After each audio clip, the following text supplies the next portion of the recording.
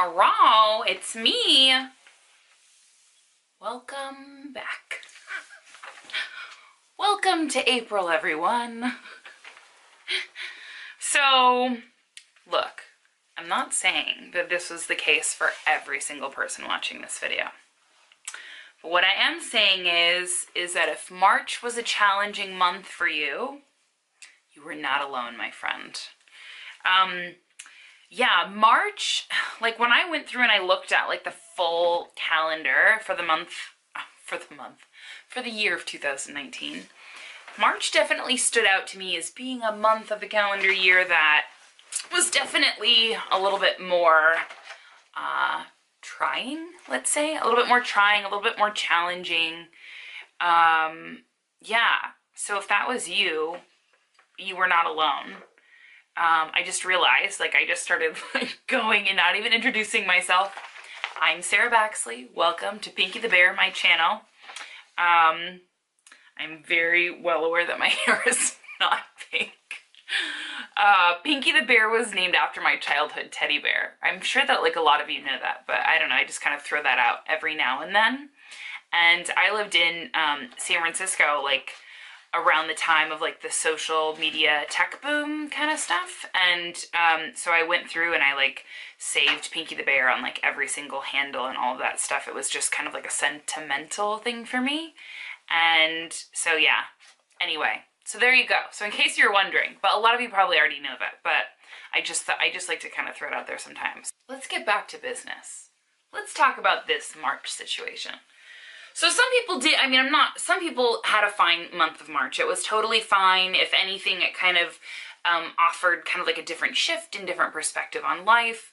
And then, you know, for a lot of other people, March was kind of more of a challenging month. So if you're watching this and you're like, yeah, frick, like, I just said frick.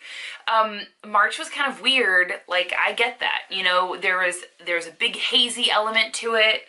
I know everyone always freaks out about Mercury retrograde and blah, blah, blah, and which normally I kind of like just like roll my eyes at and kind of like laugh and whatever. But like this one truly, this particular Mercury retrograde itself, from it being like in a planet that like it doesn't always, from it being in a sign that it doesn't always do as well in, it was a little bit challenging there, in addition to a lot of other types of Neptunian aspects and squares from Jupiter and all sorts of other things were kind of like up in the mix as well, that just kind of created things. It kind of created a shift of perspective is what it did.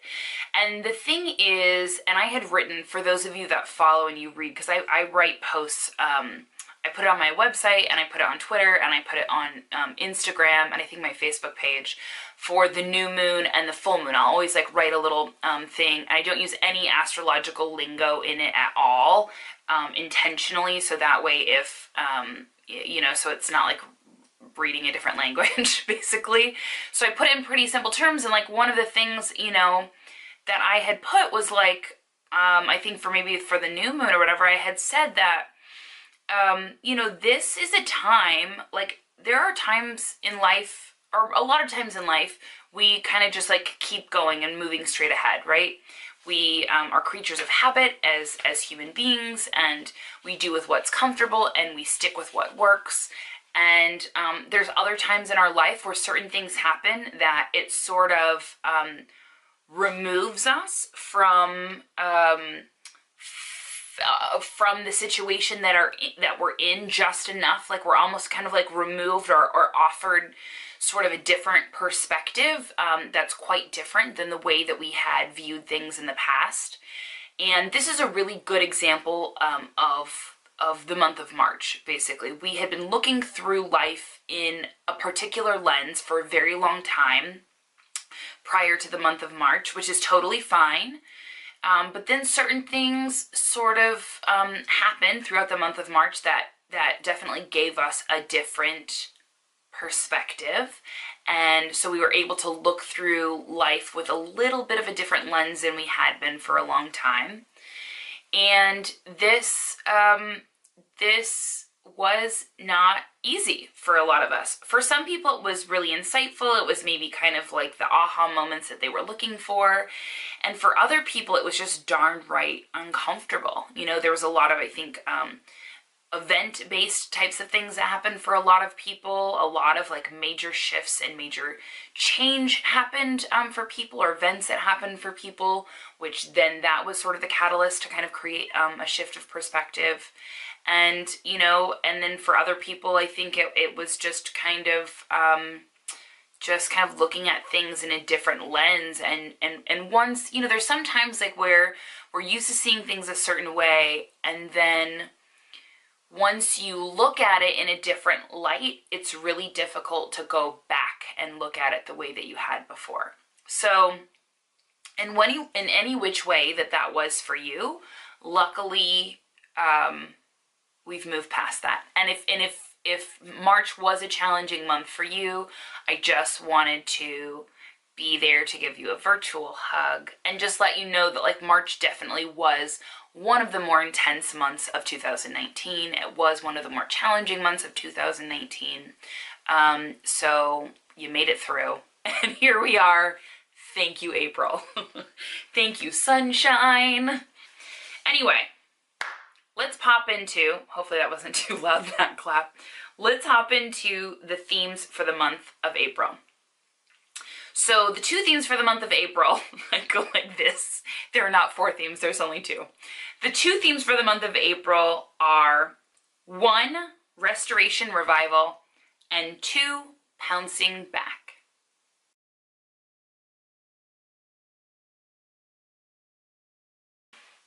Okay, so let's talk about April. So this is the jam. April is so much more mellow than March, I cannot even tell you.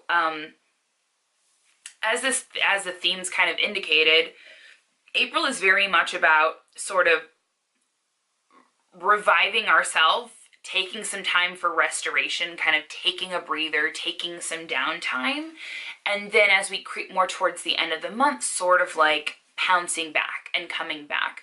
Because a lot of people the first couple weeks of April were really going to be sort of you know, just like replenishing our energy. It was, you know, if you're one of the lucky ones that had a great month for the month of March, it's awesome. But like it was like definitely a little bit more of a challenging month for a lot of people, and it really sort of like was depleting in a way.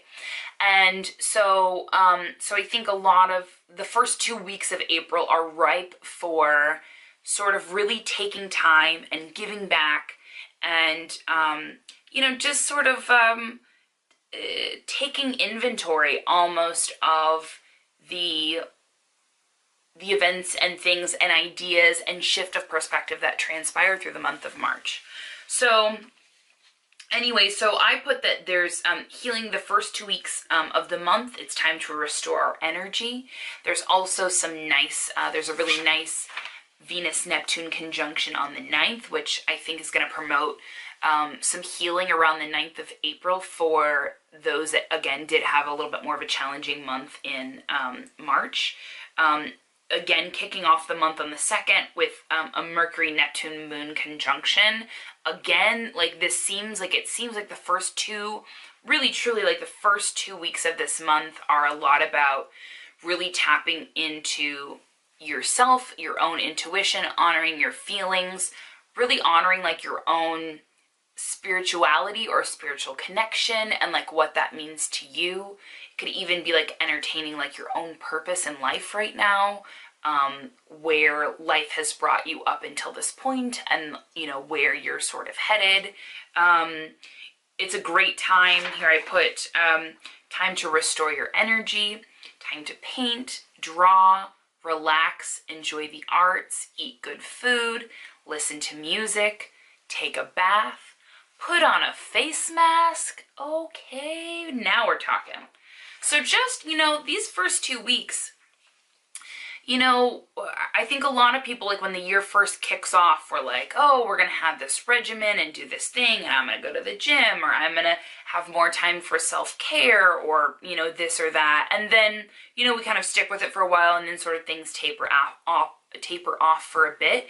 And I really think that these first 2 weeks of April are a really great time for us to sort of like dive back into that and really, you know, just kind of like check back in with yourself and check back in and see how you're feeling and sort of like what's going on for you, and sort of reevaluate like the goals that you had set up for yourself, specifically in regards to your self-care. So just throwing that out there. Again, the month of April is going to be a pretty, like there's going to be a few turning points. I put there'll be a turning point potentially around the 12th, because we have, you know, that's the first quarter moon. We have sun square moon, our moon square sun.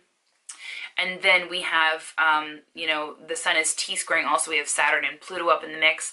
It's what the nodes are going to be up in the mix. So there might be a turning point this month. So you might notice, like, the first 2 weeks you're sort of, you know, like restoring and you know, kind of trying to get your energy back on board. And then you might notice a little bit of a shift around the 12th of the month. And then the next turning point is going to come around the 18th and 19th when we have the full moon. Another full moon in Libra. That doesn't usually happen. We have 2 full moons in Libra this year.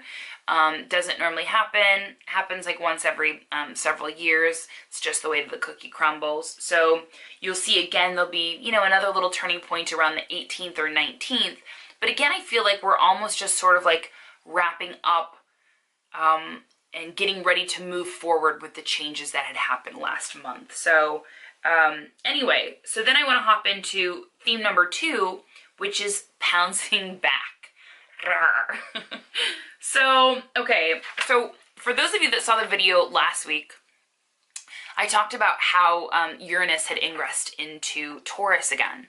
And so it basically takes Uranus 84 years to go around the sun one time. So it takes it about 84 years for it to re-enter a particular sign in the zodiac, and it will stay in that sign for 7 years. So Uranus entered Taurus again last month, March 6th. It had dipped into Taurus a little bit last year, again for the first time in 84 years, and was there for a few months, and then it retrograded back into the sign of Aries in the fall, was in Aries sort of finishing out its last little hurrah, and then re-entered back into the sign of Taurus on March 6th. Now, the thing that's really interesting is on April 22nd, this is the very first time that Uranus is going to meet the sun in the sign of Taurus. This hasn't happened for 84 years. This is something that I put pouncing back. I think that we're definitely going to see some type of activity around that time. And this is not just like within our own personal life, but we might see some type of a shift in a societal way around April 22nd. Because Uranus is a planet of like innovation and inspiration and sudden change, and it's sort of like revolutionary, and it's like ripping off a band-aid and sort of thwarting yourself into the next chapter, and sort of like really releasing old paradigms that don't really work anymore. So when we have it in the sign of Taurus, it's a lot about, again, Taurus, Venus rules Taurus. So again, it's about money, beauty industry. It's a lot about the physical world, right? So there's going to be definitely some changes around then. And I had mentioned with Uranus itself as well, can also symbolize things like technology and, you know, so things with like VR or cryptocurrency, again, like related to money, or, you know, just like other sort of innovative ways at looking at the physical world and about financial things. So anyway, so I wouldn't be surprised if we saw a little bit of a thing around April 22nd. Hold on, I dropped my paper. So there's definitely sort of pouncing back that happens on the 22nd. And I think that there's going to be almost like a second wind, right? It's like we've gone through the month of March. We've sort of restored our energy the first 2 weeks of April. Then we've kind of like hit a couple like new turning points, kind of like moving us to a new chapter, both on the 12th at the first quarter moon, as well as the 18th and 19th as we hit the full moon. And then we have the 22nd, which is when Uranus and the sun join up. and for the first time in the last 84 years, sort of, I think, like hitting the reset button, almost for like a little bit of a shift, like a paradigm shift for us as a society, and a little bit with kind of like our thought process and the way that we really think about things, specifically the things that Taurus and Venus are related to. So anyway, then we have the 27th, which is, there is a Mars-Neptune square. Beware of the overindulgence on the 27th. Mars-Neptune squares, you know, that's something, you know, for those of you, I mean, I'm like in my mid-30s, so I kind of don't really do this stuff anymore, but like for people that, like, you know, if like you go out and you're drinking or partying or whatever, if you're still in your 20s and you're kind of like living it up, like just kind of take it easy around the 27th. That's definitely a time where we can like definitely like eat and drink and be merry like a little bit too much. So maybe there's like some exciting stuff that happened around the 22nd when the sun joined Uranus, while the 27th definitely definitely is can signify some overindulgences there. So just sort of keep an eye out. But you know, for the most part, I put blurred boundaries about what we're going after, you know. So just kind of like be conscious of like any pursuits that you kind of come across around the 27th. But otherwise, for the most part, I mean, April is, you know, there's, you know, the Sun-Saturn square and Sun square Pluto, but it's not, again, I think compared to what we were dealing with last month, I mean, honestly, I think kind of like we're in the clear. I think that we at least, you know, it's really hard to solve problems when you don't know what the problem is. And I think that there might have been some of that went on last month.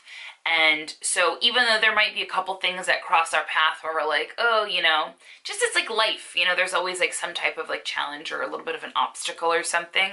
So we might see a little bit of that in April, but at least we know what we're working with. You know, there's not so many unknowns as there were in the month of March. So anyway, so that's everything. Feel free to leave me a comment, say hello. I'm gonna let the algorithms of YouTube and Instagram television let you know that you like watching. No, but anyway, thanks so much for tuning in. Have a great rest of your day, and thank you so much for tuning in, and I'll see you around. Cheers.